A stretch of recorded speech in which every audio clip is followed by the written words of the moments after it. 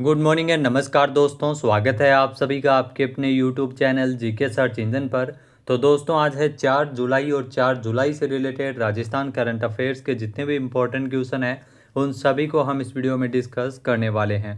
तो पूरा वीडियो बहुत ध्यान से देखना और वीडियो के एंड में मैं आपसे एक क्वेश्चन भी पूछूंगा जिसका आंसर आप सभी को कमेंट बॉक्स में देना है। कल के वीडियो में मैंने आपसे एक क्वेश्चन पूछा था जो था जयपुर और उदयपुर के बाद में राजस्थान का तीसरा ऐसा कौन सा शहर है जहां पर डीएनए जांच की अत्याधुनिक सुविधा की शुरुआत हुई है। तो बीकानेर में इसकी शुरुआत की गई है। ए ऑप्शन यहाँ पर बिल्कुल सही था। जिन दोस्तों ने ए ऑप्शन कमेंट बॉक्स में सही जवाब दिया था उनको हार्दिक शुभकामनाएं। तो जयपुर और उदयपुर के बाद में बीकानेर राजस्थान का तीसरा ऐसा शहर होगा जहां पर डीएनए जांच की सुविधा उपलब्ध करवाई गई है। प्रयोगशाला में करीब 5 करोड़ रुपए की हाईटेक मशीनें यहाँ पर स्थापित की गई है। जांच संचालन के लिए विशेषज्ञ कार्यक्रमों को प्रशिक्षित कर्मचारियों को इसमें प्रशिक्षित किया गया है। इसके अलावा अब तक बीकानेर संभाग के हर महीने से तकरीबन 25 से 30 सैंपल डीएनए जांच के लिए जयपुर या उदयपुर भेजे जाते थे, जिसे रिपोर्ट आने में काफ़ी समय लग जाता था, लेकिन अब समय की बचत हो सकेगी। तो चलिए शुरू करते हैं आज के राजस्थान करंट अफेयर्स। पहला क्वेश्चन है, झालावाड़ जिले के दिलीप कुमार मालव ने अमेरिका में 21वें वर्ल्ड पुलिस गेम्स में किस खेल में इन्होंने गोल्ड मेडल जीता है। यहाँ दोस्तों यह है दिलीप कुमार मालव। इनका संबंध झालावाड़ जिले से और इन्होंने कराटे के अंतर्गत गोल्ड मेडल जीता है। ए ऑप्शन इस क्वेश्चन का बिल्कुल सही है। आइए जानते हैं इम्पोर्टेंट फैक्ट्स। तो झालावाड़ जिले के दिलीप कुमार मालव ने अमेरिका में कराटे में इन्होंने गोल्ड मेडल जीता है। अमेरिका के बर्मिंघम शहर में 27 जून से 21वां वर्ल्ड पुलिस गेम्स आयोजित किया जा रहा है जो कि 6 जुलाई तक चलेगा। इस वर्ल्ड पुलिस गेम्स में 70 देशों के खिलाड़ी हिस्सा ले रहे हैं। केंद्रीय रिजर्व पुलिस बल सीआरपीएफ में जो तैनात है कराटे के खिलाड़ी मुख्य रूप में कार्यरत दिलीप कुमार मालव ने इस अंतर्राष्ट्रीय प्रतियोगिता में मुकाबले में रोमानिया की टीम को एकतरफा शिकस्त देते हुए स्वर्ण पदक अपने नाम किया है।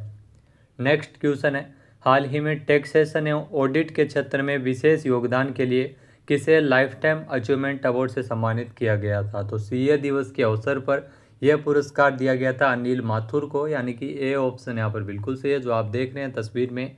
आइए जानते हैं इम्पोर्टेंट फैक्ट्स। तो कर सलाहकार संघ की ओर से टैक्सेशन और ऑडिट के क्षेत्र में उत्कृष्ट योगदान के लिए राजस्थान के वरिष्ठ सीए अनिल माथुर को लाइफ टाइम अचीवमेंट अवार्ड से नवाजा था। जहाँ पीएमएलए ट्रिब्यूनल के चेयरमैन एमएन भंडारी ने स्मृति चिन्ह देकर जो अनिल माथुर को सम्मानित किया। 1 जुलाई को सीए दिवस के अवसर पर उनको यह पुरस्कार दिया गया था। 1949 में institute of chartered accountants of India ICAI की स्थापना के सम्मान में हर साल 1 जुलाई को सीए दिवस मनाया जाता है। नेक्स्ट क्वेश्चन है, राजस्थान सरकार ने नगरीय विकास विभाग के अंतर्गत रियल एस्टेट अपीलीय अधिकरण रेरा के अध्यक्ष के रूप में किसे नियुक्त किया है। यहाँ दोस्तों रेरा के अध्यक्ष के रूप में नियुक्त किया है मदन गोपाल व्यास को, जो आप तस्वीर में देख रहे हैं, यानी कि बी ऑप्शन इस क्वेश्चन का बिल्कुल सही है। आइए जानते हैं इम्पोर्टेंट फैक्ट्स। तो राजस्थान सरकार के द्वारा जस्टिस मदन गोपाल व्यास को नगरीय विकास विभाग के अंतर्गत रियल एस्टेट अपीलीय अधिकरण रेरा ट्रिब्यूनल का जो इनको अध्यक्ष नियुक्त किया गया है। जहाँ अब राज्य में रियल एस्टेट विवादों की अपीलों की सुनवाई एवं न्यायिक निर्णय देने की जिम्मेदारी ये संभालेंगे। उनकी नियुक्ति का मकसद रियल एस्टेट परियोजनाओं और उपभोक्ताओं के हितों के बीच संतुलन बनाए रखना है। राजस्थान में रियल एस्टेट अपीलीय अधिकरण का गठन साल 2019 में हुआ था। नेक्स्ट क्वेश्चन है, राजस्थान में बढ़ती जा रही आत्महत्या की घटनाओं की रोकथाम के लिए कौन सा कार्यक्रम संचालित किया जाएगा। तो इसके लिए राजस्थान में गेट कीपर कार्यक्रम का संचालन किया जाएगा, यानी कि बी ऑप्शन यहाँ पर बिल्कुल सही है। आइए जानते हैं इम्पोर्टेंट फैक्ट्स।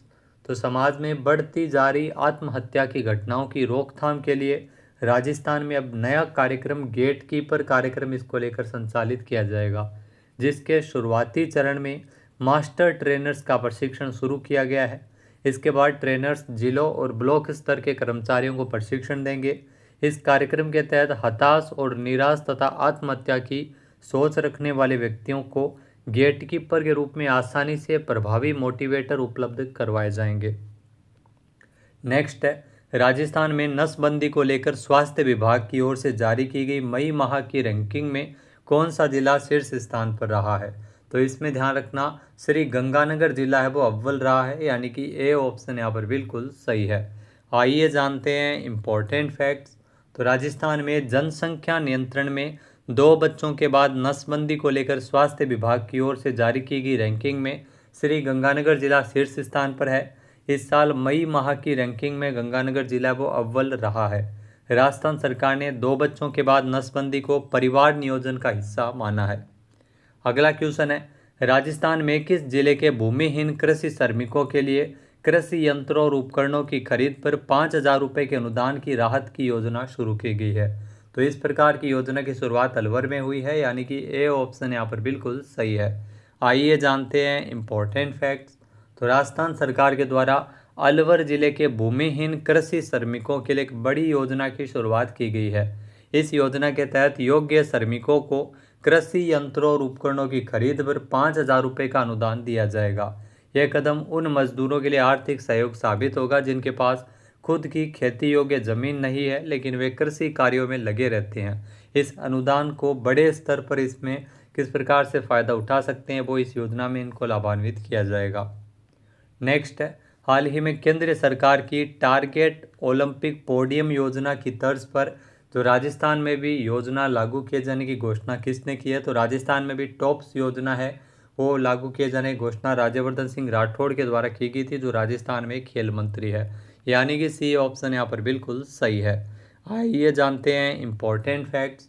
तो केंद्रीय खेल मंत्रालय की टारगेट ओलंपिक पोडियम योजना यानी टॉप्स योजना की तर्ज पर अब राज्य में भी एक योजना लागू होगी और इसकी घोषणा खेल मंत्री राज्यवर्धन सिंह राठौड़ के द्वारा की गई थी।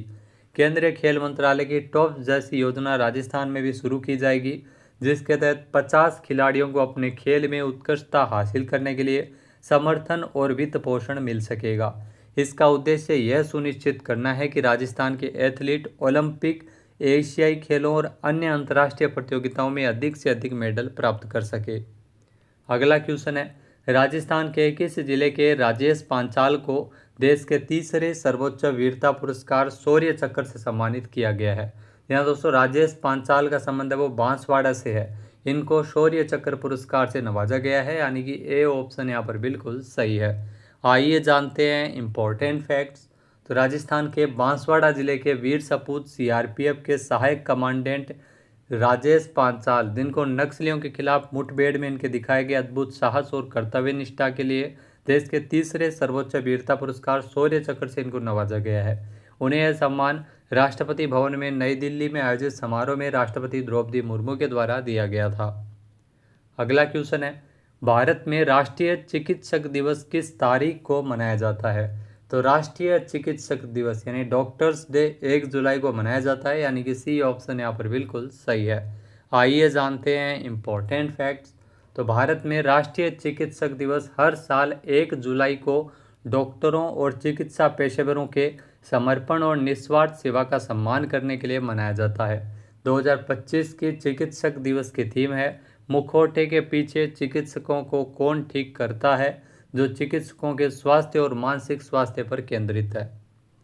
नेक्स्ट क्वेश्चन है, पहला आसियान भारत क्रूज संवाद किस शहर में आयोजित किया गया था? यहाँ दोस्तों जो फर्स्ट आसियान भारत क्रूज संवाद का आयोजन है वो चेन्नई में किया गया था, यानी कि डी ऑप्शन यहाँ पर बिल्कुल सही है। आइए जानते हैं इम्पोर्टेंट फैक्ट्स। तो केंद्रीय बंदरगाह जहाजरानी और जलमार्ग मंत्री श्री सर्बानंद सोनोवाल ने चेन्नई में पहली बार आसियान भारत क्रूज वार्ता का उद्घाटन किया। यह आयोजन भारत और दक्षिण पूर्व एशियाई देशों के बीच जो समुद्री सहयोग को मजबूत करने और क्रूज पर्यटन और क्षेत्रीय संपर्क को बढ़ाने में एक महत्वपूर्ण मील का पत्थर है। जुलाई 2025 को भारत ने जो हाल ही में आसियान भारत क्रूज संवाद चेन्नई में आयोजित किया है, ये 1 जुलाई को इसका आयोजन है वो किया गया है, जो कि एक ऐतिहासिक पहल है। यह संवाद MV एम्प्रेस क्रूज जहाज़ पर जो चेन्नई बंदरगाह से शुरू किया गया है। इसमें 10 आसियान देशों और तिमोर लेस्ते के 30 से अधिक प्रतिनिधियों ने इसमें हिस्सा लिया था। अब बात करते हैं आज के हमारे क्विज के, जिसका आंसर आप सभी को कमेंट बॉक्स में देना है। तो आज का क्विज है, राजस्थान के किस IAS अधिकारी को महाराष्ट्र का नया मुख्य सचिव नियुक्त किया है? एक बार फिर से सुनिएगा, राजस्थान के किस IAS अधिकारी को महाराष्ट्र का नया मुख्य सचिव नियुक्त किया है? सही आंसर आपको कमेंट बॉक्स में देना है और अगर ये वीडियो आपको पसंद आए तो इसे आप लाइक और शेयर करना बिल्कुल ना भूलिएगा। इसके अलावा Rajasthan current affairs 2025 exam booster course, जिसका लिंक आपको वीडियो के डिस्क्रिप्शन बॉक्स में मिल जाएगा, जिसे आप ज्वाइन कर सकते हैं और दिए गए नंबर पर आप जानकारी ले सकते हैं, संपर्क कर सकते हैं। इसके अलावा दोस्तों, चैनल पे नए जुड़े हो, सब्सक्राइब नहीं किया है तो सब्सक्राइब करें। GK search engine PDF file के लिए टेलीग्राम चैनल ज्वाइन करें और क्वेश्चन आंसर आप वोट करके भी कर सकते हैं। वीडियो देखने के लिए धन्यवाद। जय हिंद, जय भारत, जय राजस्थान।